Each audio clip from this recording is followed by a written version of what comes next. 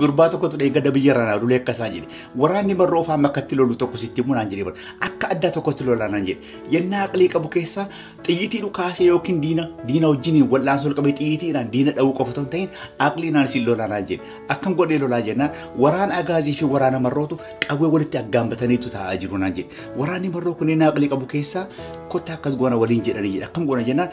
maqaa isaanii waamna jedhan jedhe Kifloo abeet addatti Alamaayyoo abeet addatti Taaddasa abeet addatti tokkoon maqaa isaanii dhahaniitu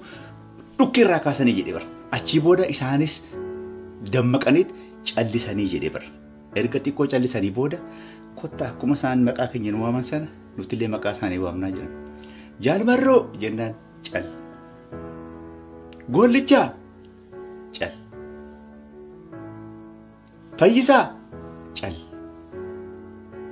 Abdiisaa cal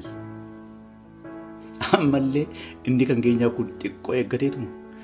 maannoo haun Jaalmarroo buloo ixarraa jennaan eneen jedhe addasaatti daawwattoota keenya kabajamoo qophiin kaarraa kun asuma irratti raawwatti haga torban dhufuu deddeebinutti halkan gaarii yookiin guyyaa gaarii isiniin jecha kan isin keessumsiisu ana daawwitee makuna dhugguun ta'u warra kaameraan waraabanii wajjin halkan gaarii yookiin guyyaa gaarii isiniin jedha Oromiyaan bilisoomtii fayyaaf nagaan dhabina.